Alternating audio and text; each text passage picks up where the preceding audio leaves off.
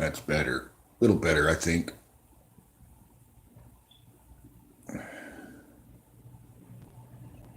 It's hard to say. That's right. Work.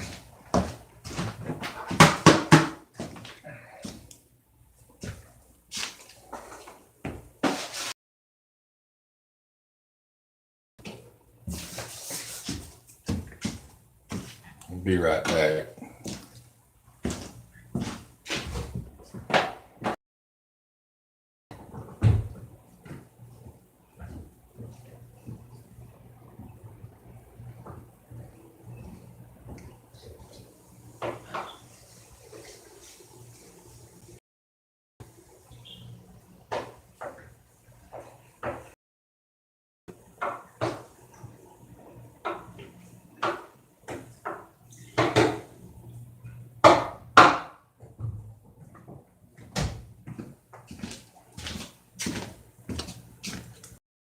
Good morning, everybody.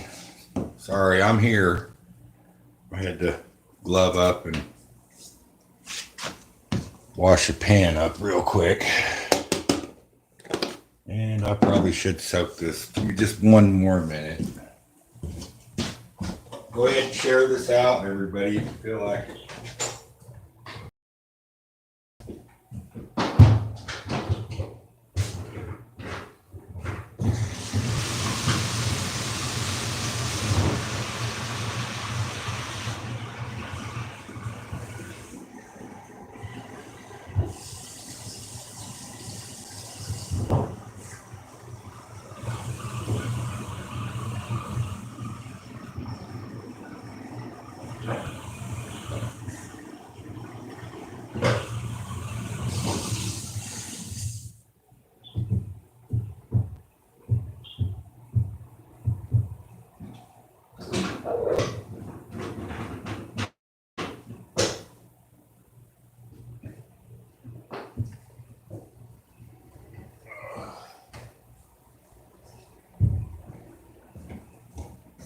Okay.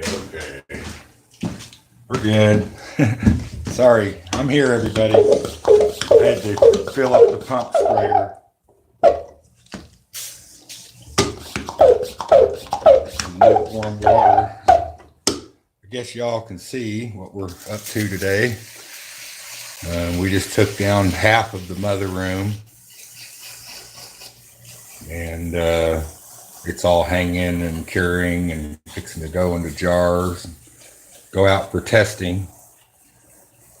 And now we're working on this third round here. We got to pick out the phenos that we wanted to try on this third round. And I think we're going to be really happy with it. So, see what I got going on here. There we go. Anyways, these have been soaking, but I like to make sure that when I do my seedlings into my 4-inch, that they're pretty well watered. Morning, Ronan. I'm kind of leaned over into chat. Hey, SJ. Hey, squirrels. So if I don't see you right away, it's because I'm streaming and working at the same time. It can be a challenge. But we got like 42 4-inch ready here, and as you can see right over there, we've got all of our MZ2s, Mandarin Skittles number 2s that we bred this last 2021 that we bred. We did a trial run of it. I really liked it. It was if you want to go over to IG, you can check it out on Yeti419 at Instagram and look at the beautiful purple colors of that strain. It really worked out really well. Part of doing what I'm doing isn't just growing a bunch of stuff.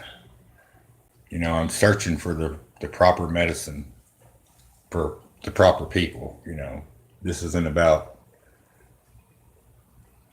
a lot of things that go along with this.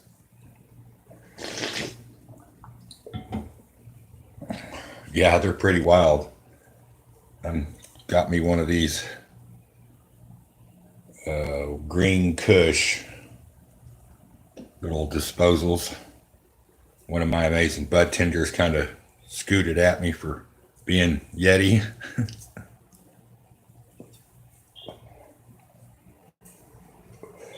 This strain here is more like it really does remind me of like Burma. It's like super hash plant. I can't even, I got a whole tub of it in there. Hey, Crazy Ken. I got a whole tub of it in there and I can't even touch it yet. It's so sticky. It's mangled the jars. I had to steam bath them and because the jars inside were so sticky and so many steps you got to go through to make sure everything's clean and everything's sterile. Um, and you can see I'm not your normal throw some seeds in a cup guy or throw some seeds in a napkin guy.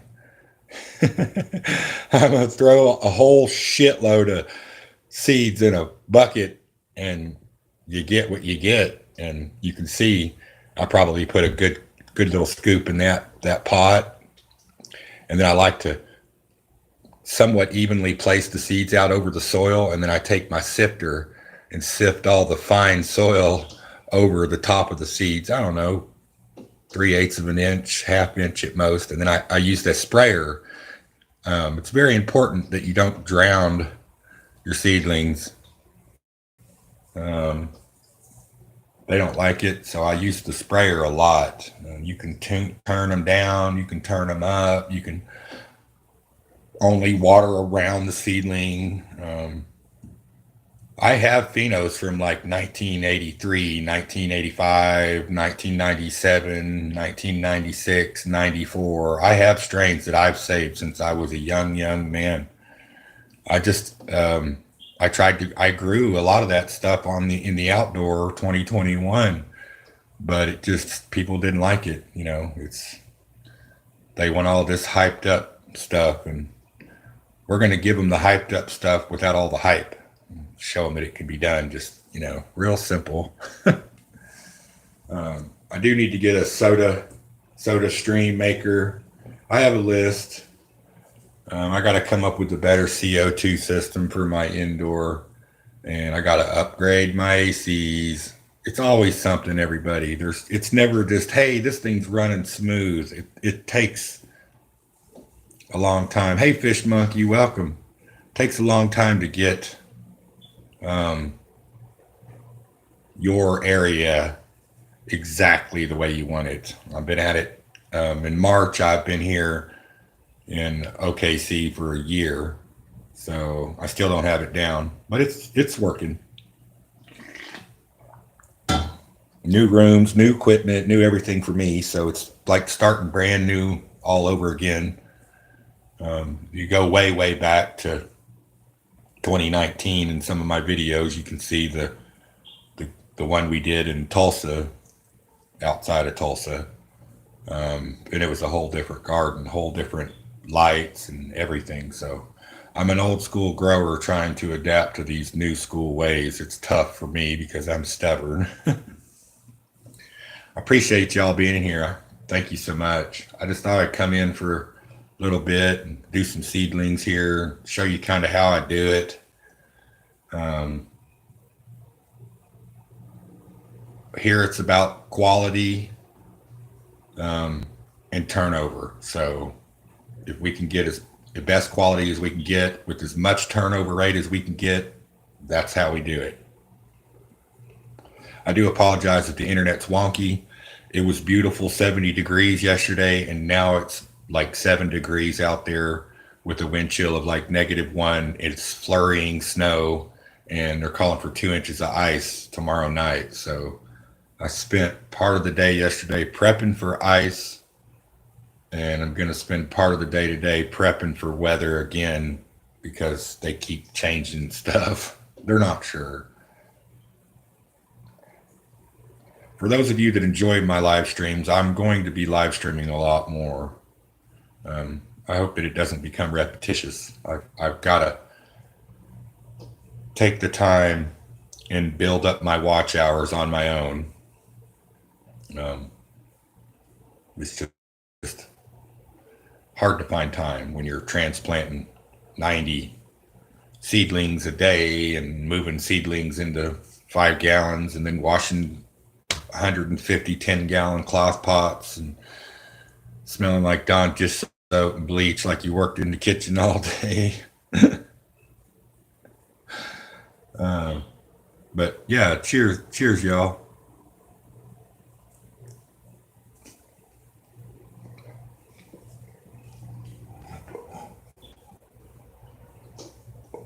I got my I got my coffee. No tea. It's too early for tea. All right, let's jump into this. I don't know why, but I always grow with my shoes off, so I don't wear my shoes in the garden. um, I got my I got my Grateful Dead socks on today, of course, as always. Okay, everybody. Now, y'all are probably going to kind of freak out because I'm not real delicate with this stuff, y'all. This is all about survival of the fittest here at EFR, and if you ain't the fittest, you don't survive. So we're not ashamed to cut heads when it comes to plants. My mom always used to say, "You get what you get, and you don't throw a fit." Y'all go over to Klesh Guitars and sub up and throw Klesh a like. I talked to Klesh this morning. He's working on something pretty cool. So I just dig in there and I get what I get. See, I just whip out a whole clump of them. It's not going to hurt them. These are photos. This is probably the most stress they're going to go through. I'll just reach in there and get what I call islands. We'll get these little islands out, little clumps. See? No, there's no broke roots. They're all still good, perfectly fine. And we'll just keep working in there like that. Butter knife is Yeti's favorite friend. Well, I just kind of open up those things. They've already been soaked. This soil's already been treated, and this soil's actually been baked because we're recycling some stuff. I try to recycle everything. I spent, I don't know, the better part of 14 hours with a big couple of cake pans baking soil. And then I just kind of grab this seedling very carefully. I'm wearing gloves, not because I don't want to get my hands dirty, but because the oils from your hands, they can cause you to have issues. I just fold that little dude in there, or dudette, excuse me. Fold that little dudette in there. These should be really, really good. These should be about an 80-20 turnover. Got a nice little root structure there. I just kind of plop it down in that hole, and I just take my butter knife and I just very carefully, I just kind of pack her in there real lightly. No pressure, just ever so slightly. There's a stick, I don't like you. And there you go. We just repeat that till we're blue in the face. We'll let these ladies sit, I don't know, probably most of the day. And then before they go to bed tonight at midnight, they'll get a spraying. Boy, it is windy out there. Let me tell you what, this storm came in and it just came in like fierceness. Boy, that little lady there had some nice roots. One thing you do want to pay attention to when you do it like this is to make sure you get all of that little bit of a root in there. Make sure none of it's popping out above a plant hole. You do get some tangling. I'm not going to say they don't tangle up and you're like, oh my God. But cannabis plants, they're really unique in the sense that they're almost cannibalistic upon themselves, in the sense that, they take from everything around them, their medium, soil medium, water medium, it doesn't really matter. They take from everything around them to produce the most excellent of medicine. And when they don't have that, when they're just growing, let's say growing wild, or you're struggling, when they don't have that, they become cannibalistic, and they will actually eat themselves to stay alive. If that tells you anything about the nature of cannabis. So it's important to keep in mind that you can be gentle with things and not hurt them. Sometimes I just like to give a little curl in there, curl that little root down in there. Um, the seedling will have a tendency to get a little crook neck, but that's okay. I find I'm going to try to do this run real short and stocky so that I got to do a few things. I got to change a few things up. Every time we do a run, the garden evolves. Every time. It's not like, hey, let's just set you right there for a minute. We're going to do it exactly like this next time, because there's things you can improve on. There's things that you can say, oh man, I'm not going to do that again. That was just not right. Oops. And that's the other thing. If you're going to do what I'm doing, I'm sure everybody has their own way. If you're going to do it the way I'm doing it, you got to be not afraid to take risks. I'm not a gambling man. I never went to a casino or gambled in my life, or played poker or any of that stuff. But I do take risks.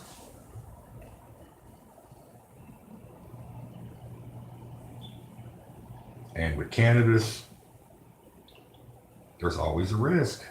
Always.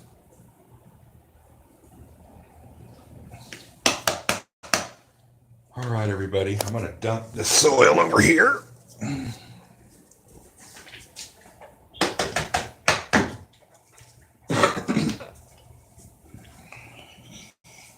Okay. We're just going to go ahead and... Now, you can't always get clumps, obviously. You can't always just grab a clump out of there, but you can just... Once you get that first little root ball out of there, or clumps, the seedlings, then you can pretty much go in there and individually grab them. Just never go straight to never go to the side when you're doing this. And the other thing is I may not have got all these seeds to sprout in here. So when I'm done with taking all these seedlings out, I'm going to water this again on the top with my sprayer. I'm going to put it back up under the lights and give it 4 or 5 more days to make sure all the seedlings sprouted. Because, cannabis, Mary Jane, she likes to hide around a little bit sometimes. Got that clump. I'm going way down in there, everybody, to avoid those roots. Yeah. See, like right here, here's one that didn't quite come up all the way, just starting to sprout. Well, we're going to go ahead and anchor you and get you in the spot, just so you got a spot, little chica. Okay, here we go. That's a pretty good start. That'll probably get us this flat and the next flat. Now, I use these cardboards. I get these from the butcher shop because I can write on them and I can put all the labeling on them. Now, as soon as I'm done with this, I got an hour and a half of paperwork to do, because I just made a whole brand new, these seedlings just became part of the realm of what I'm doing. So now they all got social security numbers given to them. So that I got to give each one of these a social security number. Basically, is if you're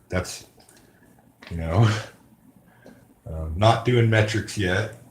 simply because they're not forcing me to. So I have everything in place for metrics.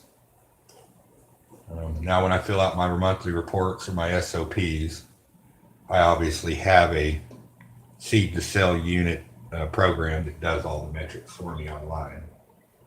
I just punch in the American numbers and it converts it to metric for me, and I can go on about my day. I don't have to stress about it.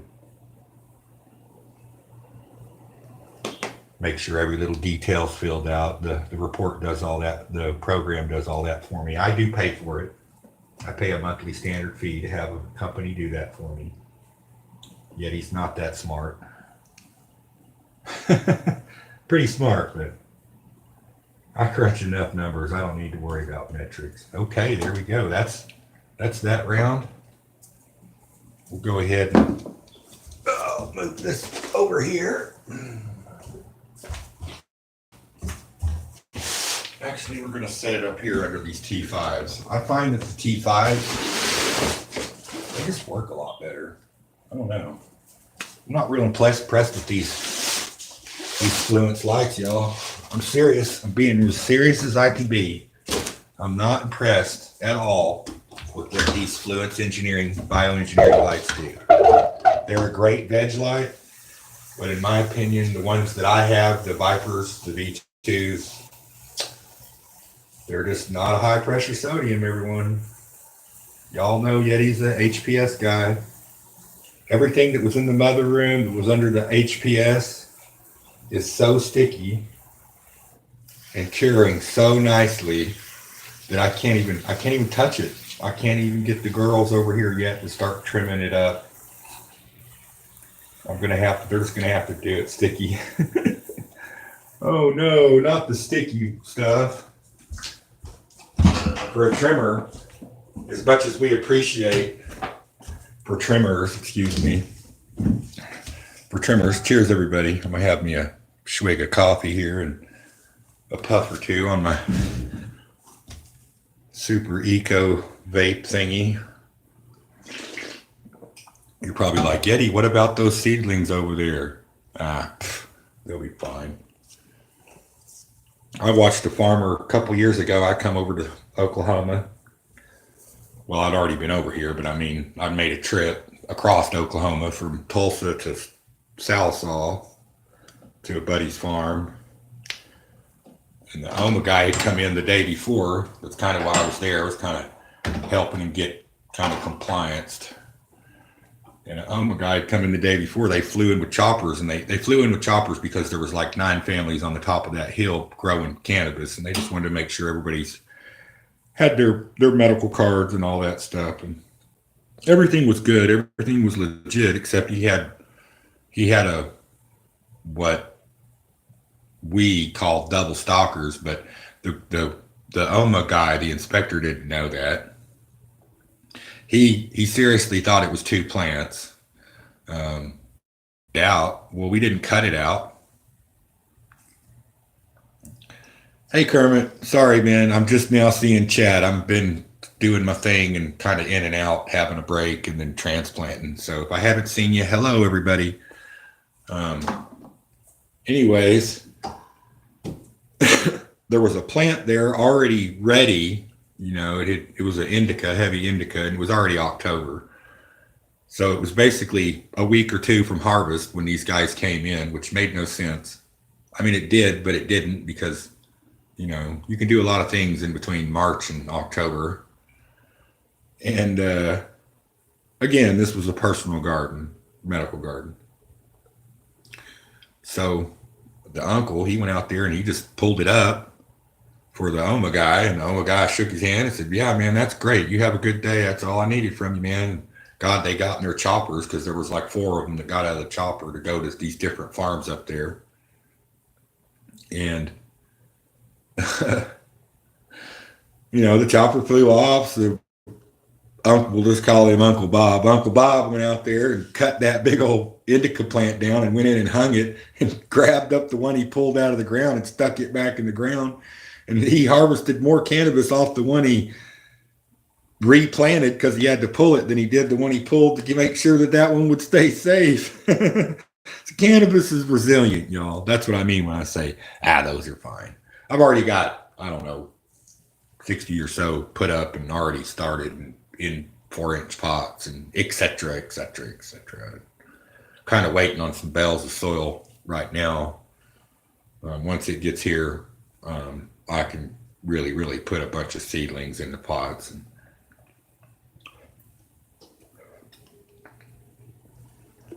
I got to get me a CO2 machine.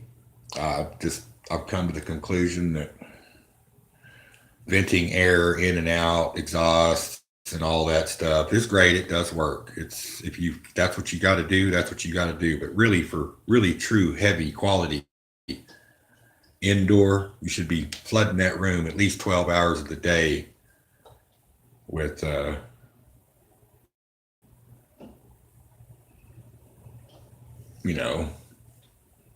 just flooding the room with about, I don't know, 1,500 ppm of CO2, just constantly keeping it like that.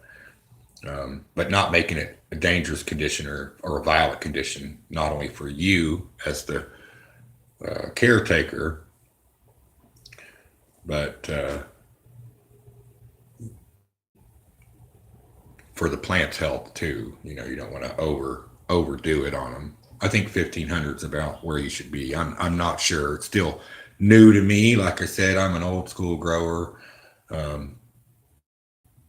Back in the day, we used to just make giant jugs of wine in the chicken barns or wherever we were at growing, and that would we assumed that would work, but it probably wasn't.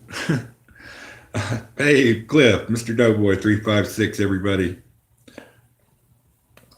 Yeah, that's a rough one, Okie. It's a rough one. Dan Stoney, thanks for being here, man.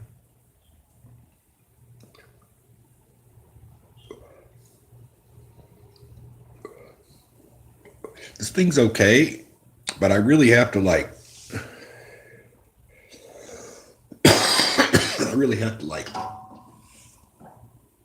draw on it 4 or 5 times to get it to activate. When it does, it works.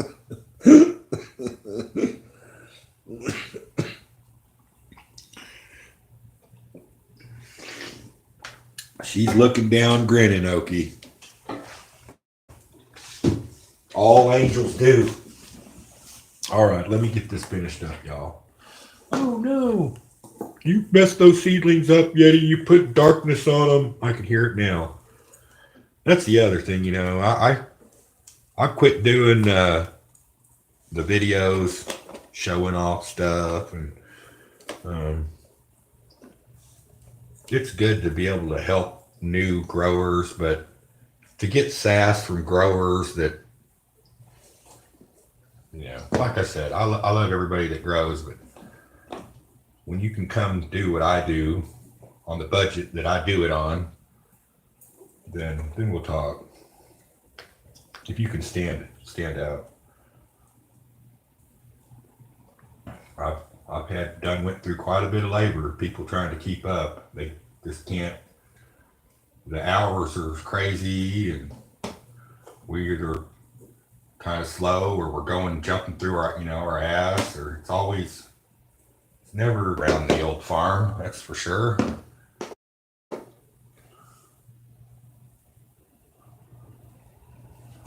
I love it though. I love it.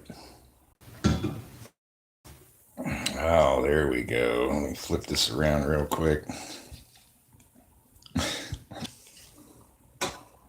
don't know. Like I said, I'm down here doing this. I can't see the screen when my internet drops out.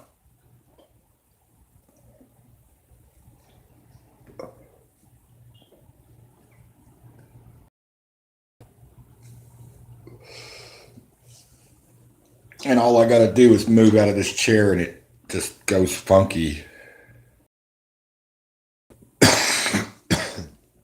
Yeah, I know.